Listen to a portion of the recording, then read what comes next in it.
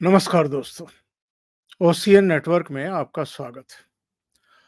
कई संयोग बन रहे हैं, कई शुभ संयोग बन रहे हैं। वैसे तो ये जो दशहरा और दिवाली के बीच का समय होता है, ये शुभ ही माना जाता है। और आप और हम ये भी जानते हैं कि जो सनातनी हैं और जो शुभ अशुभ में और तमाम दूसरी चीज़ों में विश्वास रखते हैं, उनके लिए अब देव उठने का समय भी करीब ही आ रहा है।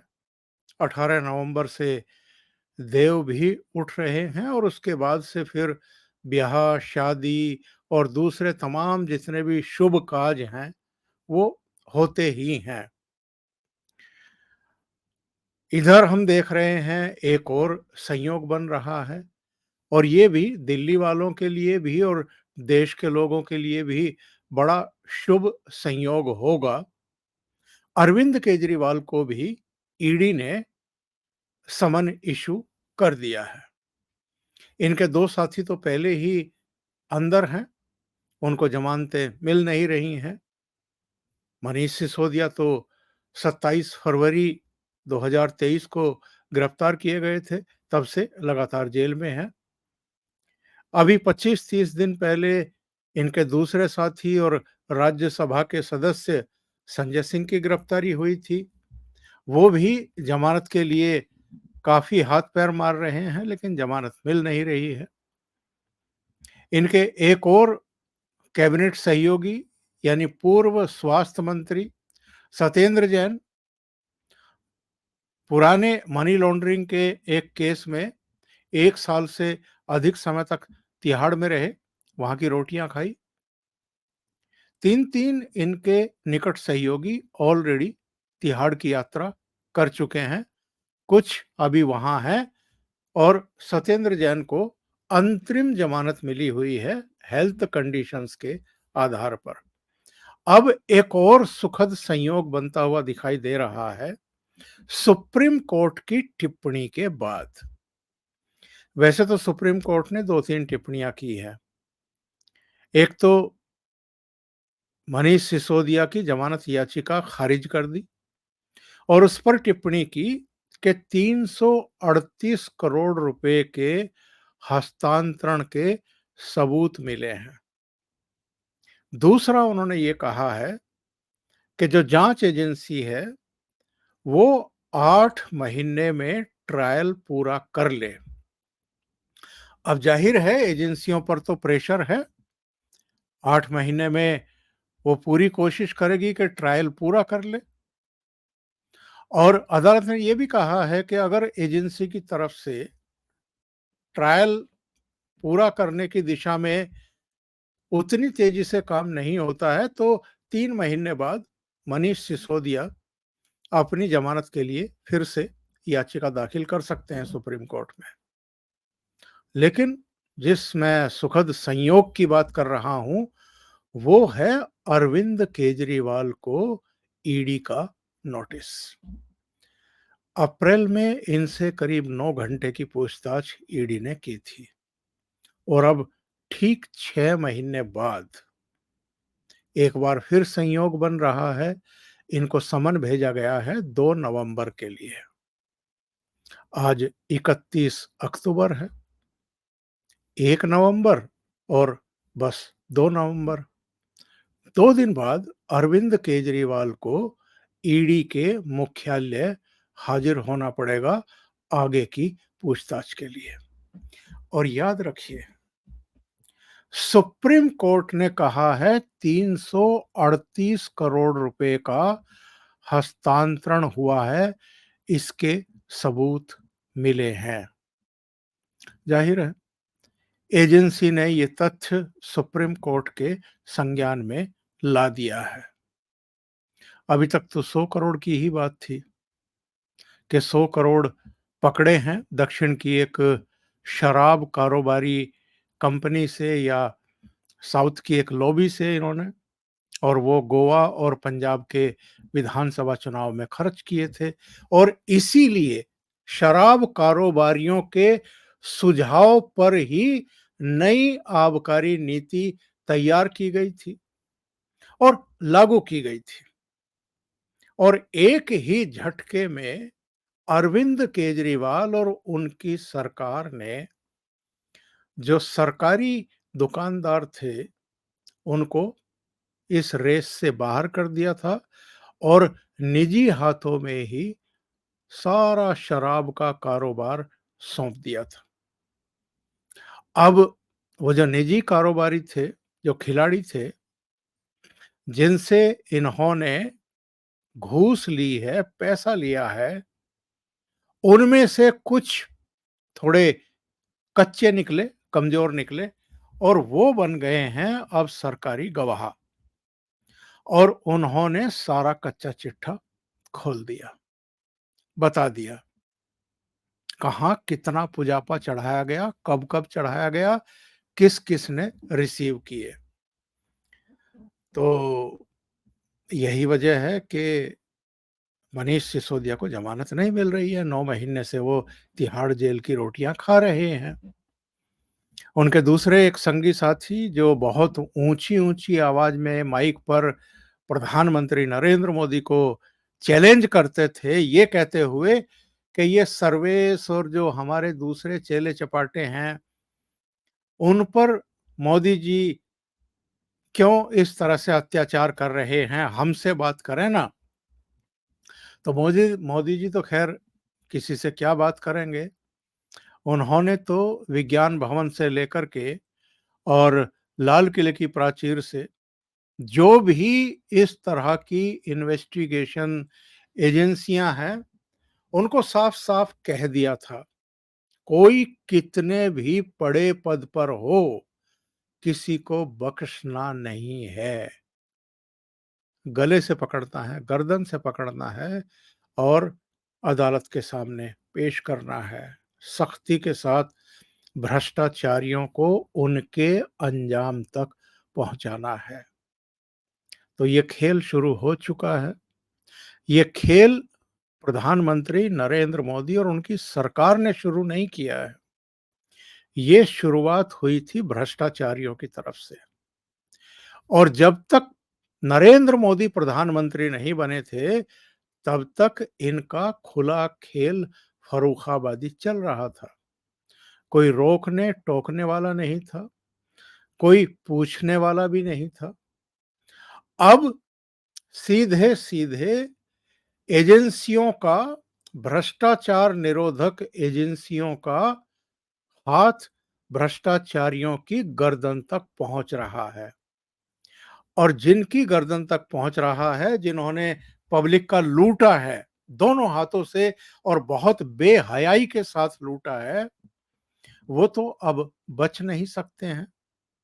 और जिनको ये लग रहा है कि अरे हम सत्ता में तो लूटने पाटने के लिए ही आए थे और हमें लूटने नहीं दिया जा रहा है, बल्कि उल्टे तिहाड़ की यात्रा कराई जा रही है, तो वो क्यों नहीं चीखेंगे, चिल्लाएंगे, क्यों नहीं गाली देंगे, क्यों नहीं ये आरोप लगाएंगे कि राजनीतिक बदले की भावना से ये सब कार्रवाई की जा रही है और मोदी जी बड़े घबराए हुए हैं, हमारी ताकत से, हमारी लोकप्रियता से, हमारे आगे बढ़ने से। पता नहीं कौन सा आगे बढ़ रहे हैं ये लोग।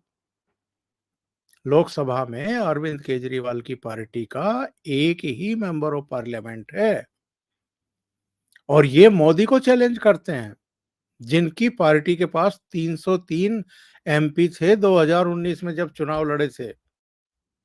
यानी एक एमपी वाला आदमी प्रधानमंत्री नरेंद्र मोदी को चैलेंज करता है, उनको गालियां देता है खड़े होकर के विधानसभा में, उनको ललकारता है।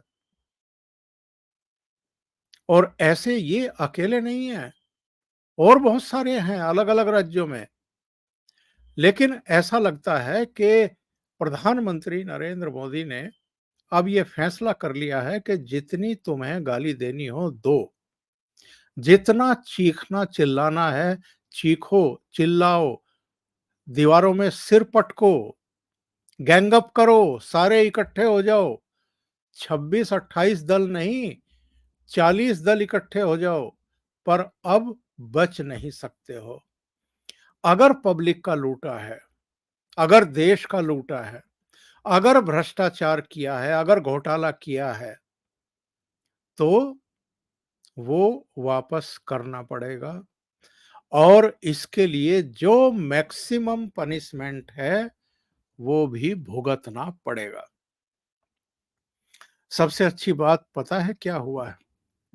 वो ये हुई है कि सुप्रीम कोर्ट ने कोई हीला हवाली नहीं की, कोई ढील नहीं बरती, किसी तरह का रहम इन लोगों पर नहीं दिखाया और इसके लिए तो सुप्रीम कोर्ट की प्रशंसा करनी चाहिए।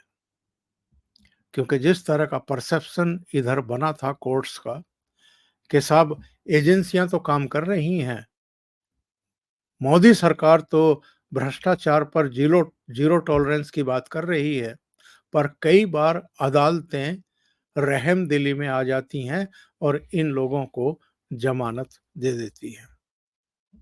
तो मनीष सिसोदिया को जमानत ना देना और ऑन रिकॉर्ड ये बात लेकर के आना कि नई आबकारी नीति में जो घोटाला हुआ है उसमें 338 करोड़ रुपए के हस्तांतरण की पुष्टि हो रही है, जानकारी मिल रही है। ये शो करता है कि अब अदालत भी यानी सर्वोच्च अदालत भी सरकार जो चाह रही है उसके अनुरूप ही काम कर रही है और सख्ती दिखा रही है। और ये खतरे की घंटी है अरविंद केजरीवाल और उनके सहयोगियों के लिए।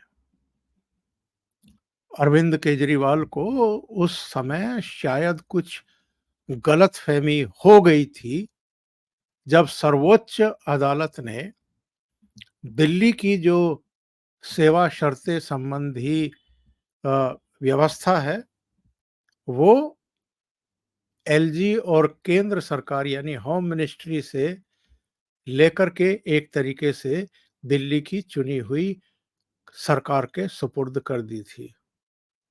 लेकिन बाद में जब इन्होंने जल्दबाजी कुछ हद से ज्यादा जल्दबाजी दिखाई और सबसे पहले सतर्कता विभाग पर इन्होंने हमला बोला, उसके स्पेशल सेक्रेटरी का ट्रांसफर करना, वहां जाकर के फाइलों में खुर्द-बुर्द करना, उनकी फोटोकॉपी निकालना और बहुत सारे अफसरों को एक तरीके से धमकाने की कोशिश करना। उसके चलते मोदी सरकार को एक विधेयक लाना पड़ा और सुप्रीम कोर्ट ने जो व्यवस्था दी थी उसको उलटना पड़ा। अब उस मामले में भी ये लोग सुप्रीम कोर्ट में गए जरूर हैं, चैलेंज जरूर किया है, लेकिन सुप्रीम कोर्ट उस पर सुनवाई की कोई बहुत जल्दबाजी में दिखाई नहीं दे रही है। और जिस तरीके से पहले सत्येंद्र जैन, उसके बाद मनीष सिसोदिया, फिर संजय सिंह, इन पर शिकंजा कसा गया, इनकी गिरफ्तारियां हुई, इनको तिहाड़ भेजा गया, उसी तरीके से अब 2 नवंबर को अगर अरविंद केजरीवाल को भी आमंत्रित कर लिया गया है, याद कर लिया गया है, बुलाया गया है कि आप जरा तशरीफ का टोकरा लेकर के आइए, तो चर्चाएं बहुत तेज हैं कि ये जो शुभ मुहूर्त का संयोग बन रहा है, इसमें बहुत संभव है कि अरविंद केजरीवाल का भी तिहाड़ यात्रा का यानी गमन का संयोग बन जाए।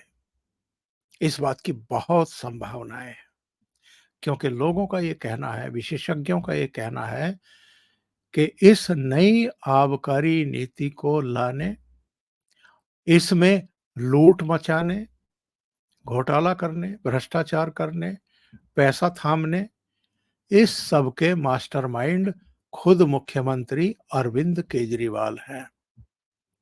वो भले ही किसी फाइल पर दस्तखत ना करने का शाणापन दिखा रहे हों, भले ही उन्होंने कोई मंत्रालय अपने पास नहीं रखा हो, लेकिन मुख्यमंत्री होने के नाते, सरकार का मुखिया होने के नाते वो अपनी ज़िम्मेदारी और जवाबदेही से बच नहीं सकते हैं। आबकारी नीति या कोई भी नीति किसी सरकार की अगर लाई जाती है, कैबिनेट से पास होती है या नहीं भी होती है और उसको लागू किया जाता है, तो बिना मुख्यमंत्री की सहमति के, बिना उनके निर्देश के ये संभव ही नहीं है। और जिस तरीके से कुछ गवाहों ने अरविंद केजरीवाल का भी नाम लिया है, उससे तो आप तय मान लीजिए कि अरविंद केजरीवाल भी बहुत बुरी तरीके से फंसने जा रहे हैं। और अगर अरविंद केजरीवाल गिरफ्तार होते हैं, अगर अरविंद केजरीवाल तिहाड़ की यात्रा करते हैं, तो आप ये भी तय मानिए कि दिल्ली का नया मुख्यमंत्री भी आएगा। और ये नया मुख्यमंत्री कौन होगा? जिन लालू यादव को ये एक समय भ्रष्टाचारी बताते थे, ऐसा लगता है उन्हीं के नक्शे कदम पर चलते हुए, जैसे लालू यादव जब जेल भेजे गए थे और उनको मुख्यमंत्री पद छोड़ना पड़ा था, तो अपनी पत्नी राबड़ी देवी को वो मुख्यमंत्री बना करके गए थे। ऐसे में लगता यही है कि अरविंद केजरीवाल की अगर तिहाड़ यात्रा तय हो गई, जिसके 99% चांसेस हैं, तो ऐसे में वो किसी और पर भरोसा नहीं करेंगे, कम से कम मुख्यमंत्री पद को लेकर के। अपने घर में ही वो मुख्यमंत्री तय कर चुके होंगे, अपनी पत्नी को मुख्यमंत्री बना करके जाएँगे। तो कई संयोग एक साथ बन रहे हैं। आने वाले दिनों के तमाम घटनाक्रमों पर हम भी बहुत बारीक नज़र रखेंगे और आप भी ज़रा ये बारीक नज़र रखिए। शायद दिल्ली वालों का बहुत बड़ा भला होने वाला है। अभी के लिए इतना ही। बहुत-बहुत धन्यवाद। अगर आपको ये चैनल और इसके कंटेंट पसंद आ रहे हैं, तो लाइक करें, कमेंट करें, वीडियो को शेयर करना ज़रूर याद रखें, अपने मित्रों को भेजें। और अभी तक अगर आपने ये चैनल सब्सक्राइब नहीं किया है, तो सब्सक्राइब ज़रूर कर लें। और जो बेल आइकॉन है, उसमें भी जो ऑल का बटन है, उसको दबाएँ, ताकि जब आगे नए वीडियो आए, इस संबंध में भी और दूसरे विषयों पर भी, तो उनके नोटिफ़िकेशन आपको ज़रूर मिल जाएँ। बहुत-बहुत धन्यवाद। नमस्कार।